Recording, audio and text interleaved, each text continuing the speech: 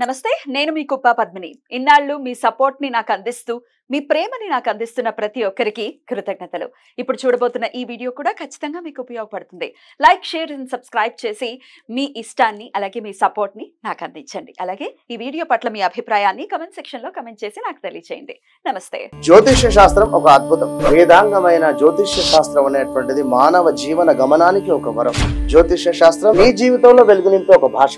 ఆ భాష నీకు అర్థమైతే ప్రకృతి నీతో మాట్లాడుతుంది. అస్ట్రాలజీ నేర్చుకోవాలి అనుకునే వారికి అద్భుత అవకాశం. మురళీధర శర్మ గారి అస్ట్రాలజీ క్లాసెస్ అతి త్వరలో మొదలు కాబోతున్నాయి. 100% జాబ్ గ్యారంటీ. వివరాల కొరకు సంప్రదించండి. నమస్తే, వెల్కమ్ టు అవర్ ఛానల్. నేను పద్మిని. ప్రస్తుతంతో పాటు ప్రముఖ ఆధ్యాత్మికవేత్త, astrologer, tarot card reader and Vedic nutritionist Shrimati Vanaja Ramisetti garu మనతో పాటు ఉన్నారు. మాట్లాడదాం. నమస్కారం అండి. నమస్తే మా పద్మిని. వనజ గారు ఎలా ఉన్నారు? బాగున్నాను. నేను బాగున్నానండి. నవరాత్రులు ఎలా జరుగుతున్నాయి? చాలా చాలా బాగా. చాలా హడావుడి. అందులోన మీ ఏరియాలో చాలా చాలా ఇట్స్ బ్యూటిఫుల్ ప్లేస్. మంచి వైబ్. చాలా చాలా అద్భుతంగా జరుగుతుంది. యావత్ ప్రపంచం అని ఖచ్చితంగా చెప్పుకోవచ్చు. ఆయన ఫ్యాన్స్ యావత్ ప్రపంచంలో కూడా ఉన్నారు. మోగిపోతూ ఉంటది అన్నమాట. నేనున్నాను ఈ 9 రోజులు. Beautiful days. వనజ గారు, మీరు ఒక న్యూట్రిషనిస్ట్. నేను ఇవాళ అడిగేటటువంటి ప్రశ్న, అటు మీరు ఆస్ట్రాలజీ కూడా చూస్తారు, టారో కార్డ్ కూడా చూస్తారు కాబట్టి ఒక సమస్యని రెండు సబ్జెక్ట్స్ తోటి కూడా పరిష్కారం తెచ్చే విధంగా అడిగితే బాగుంటుంది. You're capable enough to answer this అన్న ఉద్దేశంతో నేను ఇలా అడగడం జరుగుతుంది.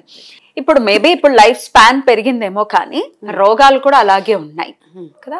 డాక్టర్స్ చెప్తూ ఉంటారు, ఇదివరకు రోజుల్లో పుట్టే వాళ్ళ సంఖ్య చాలా తక్కువ ఉండేది, చనిపోయేవారు, పురిట్లో చనిపోవటం, కడుపులో చనిపోవటం, ఇట్లాంటివి ఏవో రకరకాలు ఉండేవి.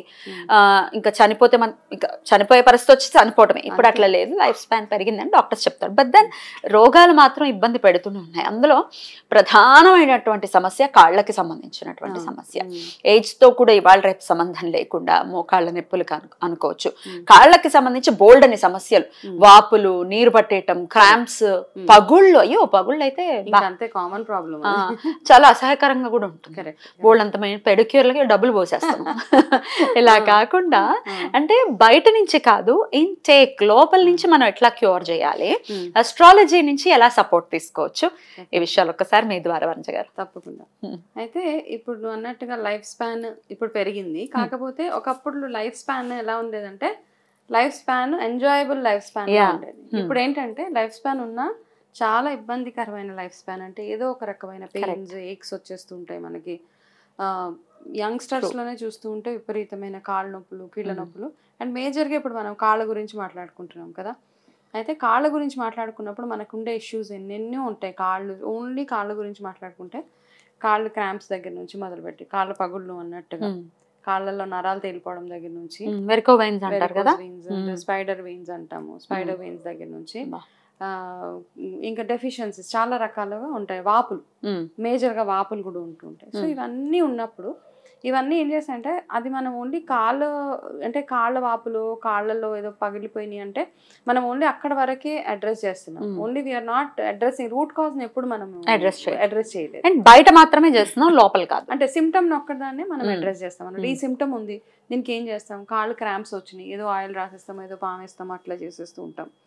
సో అట్లా కాకుండా ఫస్ట్ ఇట్లాంటివి వచ్చినప్పుడు ఏంటంటే మనకి ఏదో ఒక హెల్త్ ఇష్యూ ఉంది అని అది ఇండికేట్ చేస్తుంది. కాళ్ళు కూడా ఫర్ ఎగ్జాంపుల్ కాళ్ళు వాపులు, నీరు పట్టేస్తుంటే దానికి ఏంటి ఇండికేషన్ అంటే, మనకి లివర్లో కానీ కిడ్నీలో కానీ ఏదో సమస్య ఉంది. కాబట్టి నార్మల్గా ప్రెగ్నెన్సీ ఉన్న వాళ్ళకి కూడా కాళ్ళు వాస్తుంది, ఇట్స్ వెరీ కామన్. అది మనం పట్టించుకోకర్లేదు.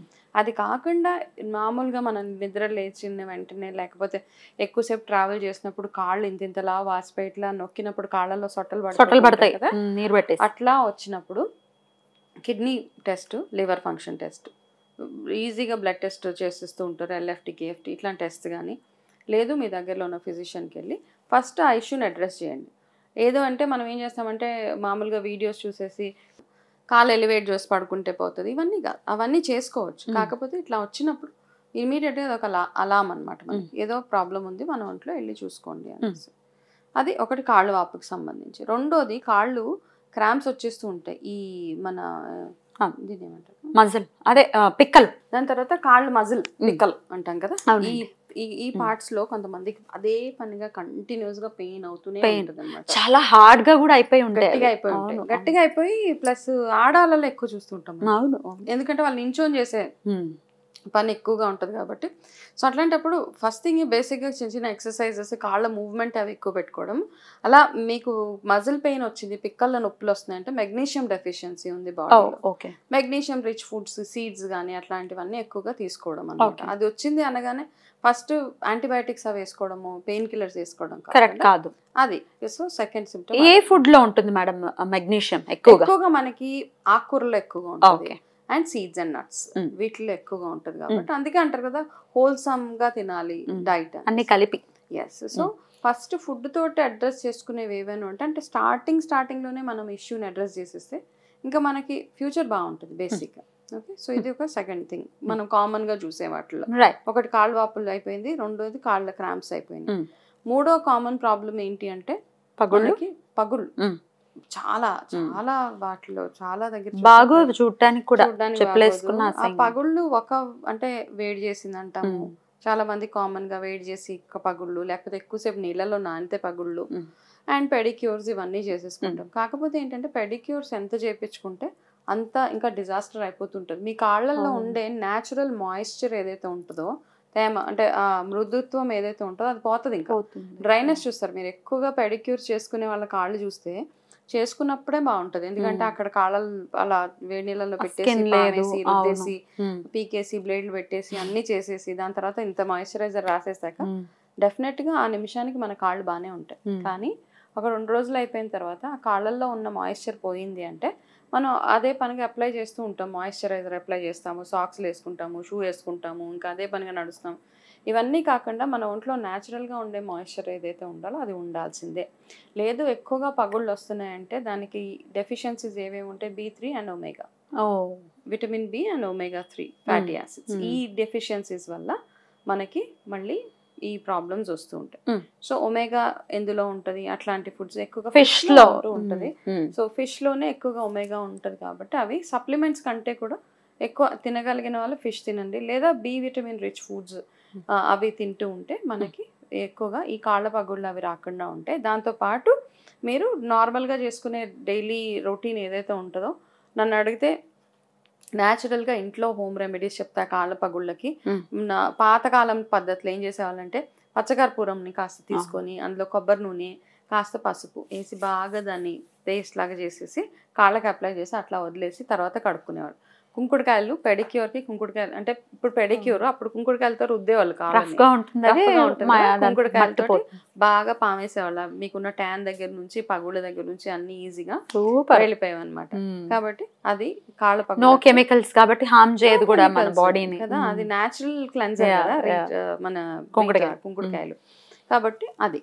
సో ఇలాగా ఒక్కొక్క దానికి ఒక్కొక్క రెమెడీ చేసుకుంటూ ఇంట్లోనే అంటే విటమిన్స్ తోటి మన ఆహారం తోటి ఇవన్నీ ఇష్యూస్ అడ్రస్ చేసుకుంటూ రావడం. దాని తర్వాత వెరికోస్ వెయిన్స్ ఉంటే దానికి మీకు ఒకవేళ నల్లగా స్పైడర్ వెయిన్స్ అంటాం, కాళ్ళు ఇట్లా గ్రీన్ గా బయటకి, అది డెఫినెట్ గా వెరికోస్ వెయిన్స్ దేనికోసం అంటే ఎక్కువసేపు నిలబడడం వల్ల వచ్చేస్తూ ఉంటుంది, హెరిడిటరీగా కూడా ఉంటుంది.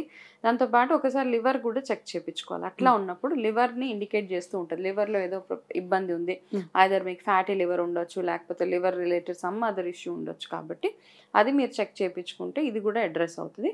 దాంతోపాటు వెరికోస్ వెయిన్స్ కి తగ్గ బ్లడ్ సర్క్యులేషన్ అవ్వడానికి మీరు ఏమేమైతే చేయాలో అవన్నీ చేస్తూ. ఫుడ్ అయితే తీసుకోవచ్చు మేడం వెరికోస్ వెయిన్స్ కి ఫుడ్ కి సంబంధం లేదు. వెరికోస్ వెయిన్స్ కి ఏంటంటే ఒకటి లివర్ ని సరిగ్గా ఉంచుకోవడం ఒకటి, అండ్ రెండోది ఏంటంటే వెరికోస్ వెయిన్స్ ఉన్నాయి అంటే మీ కాళ్ళల్లో బ్లడ్ సర్క్యులేషన్ సరిగ్గా అవ్వట్లేదు కాబట్టి రెగ్యులర్ గా మసాజెస్ అవి చేయించుకోవడము. దాని తర్వాత ఎక్కువసేపు ఒక్కటే ప్లేస్ లో నించొని ఉండడం వల్ల కూడా వెరికోస్ వెయిన్స్ వచ్చేస్తూ ఉంటాయి. చూసుకోండి. నించున్నంతసేపు మనం వంట చేస్తుంటాం ఆడాలి, నించున్నంతసేపు తప్పదు కాబట్టి కాళ్ళని కాస్త మూవ్మెంట్ ఇస్తూ ఉండండి. కాస్త మార్చ్ డ్రిల్ చేస్తున్నట్టు, లేకపోతే కాళ్ళని పైకి కిందకి కాస్త అటు ఇటు ట్విస్ట్ చేస్తూ ఉంటే కొంచెం కాస్త మనకి హెల్ప్ అవుతుంది. అది ఇక అస్ట్రాలజీ పరంగా కూడా చెప్పండి, ఎవరు దీన్ని రూల్ చేస్తూ ఉంటారు ఈ పర్టికులర్ అంటే ప్రతి బాడీలో సంబంధించి అన్ని చూసుకుంటే గనక మనకి శని భగవానుడు ఎప్పుడైతే బాగోలేడో మనకి ఈజీగా మనం శని చాలా మటుకు చూస్తే మామూలుగా రిలేట్ చేసుకుంటే శని బాగోలేనప్పుడు మనకి ఫేవరబుల్ గా లేనప్పుడు కాళ్ళ పగుళ్ళు, మాకు అందవికారంగా తయారవడం, రకరకాల ప్రాబ్లమ్స్ వచ్చేస్తూ ఉంటాయి. సో ఈ బోన్స్ కి వాటికి కారకుడు శని కాబట్టి శని భగవానుడు కూడా ఎక్కువగా ఆరాధించడము. అంటే శనిని ఆరాధించడం కంటే కూడా మనం చేసే పూజలు చేసి మనం అంటే పూజ చేస్తూ పని మనం చేసే ఏమైనా అంటే అన్యాక్సెప్టబుల్ పనులు ఏవైతే చేస్తున్నామో అప్పుడు కూడా ఆ పూజలకి ఏం ఫలితం దక్కదు. ఏంటి ఆయన ఏమి యాక్సెప్ట్ చేయకుండా ఉంటాడు ఎట్లాంటి పనులు కదా? ఇండిసిప్లైన్ ఫస్ట్ డిసిప్లిన్ అనమాట. ఎవరికైనా కానీ ఎల్లనాటి శని ఉందంటే ఫస్ట్ మనం ఒక డిసిప్లిన్ లో పడిపోవాలి. మన లైఫ్ స్టైల్ డిసిప్లిన్ అసలు దీనికోసమే వస్తుందేమో ఎల్నాట్స్ అని. అంతే కదా, 7.5 ఏళ్లలో సెట్ అవ్వాలి, లైఫ్ సెట్ అయిపోతుంది లైఫ్. మనకి ఏంటంటే ఒక డిసిప్లిన్ లో పెట్టేసి మనల్ని కదా, అంటే డిసిప్లిన్ అంటే చిన్న చిన్నవే మనం చేసుకుని అంటే అలా చేయకు దరిద్రం అంటారు. నిద్రపోయి లేవగానే మనం దుప్పట్లు పడతపెట్టకపోయినా పడుకున్న పక్కల ఎత్తకపోయినా అలా చేయకు దరిద్రము అది ఇది అంటా ఉంటారు. అంటే పెద్దవాళ్ళకి ఒక రీజన్ ఉంటుంది కదా చెప్పడం.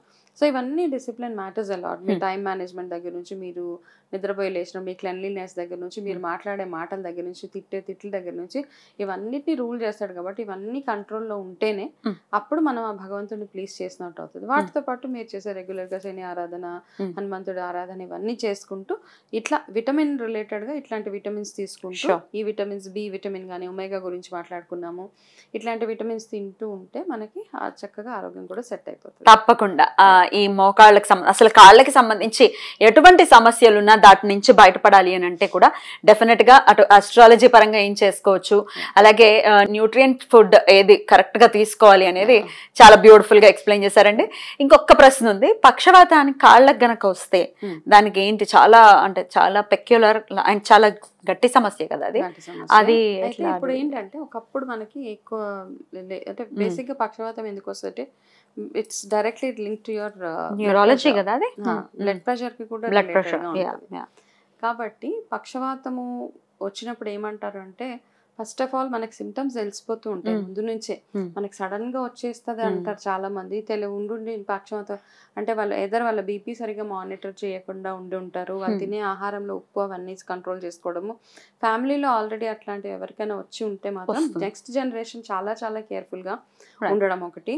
అండ్ ఇప్పుడు ఏంటంటే ఇమ్మీడియట్ గా with in some time hospital తీసుకెళ్తే దాని నుంచి చక్కగా రిలీఫ్ కూడా అయిపోతుంది.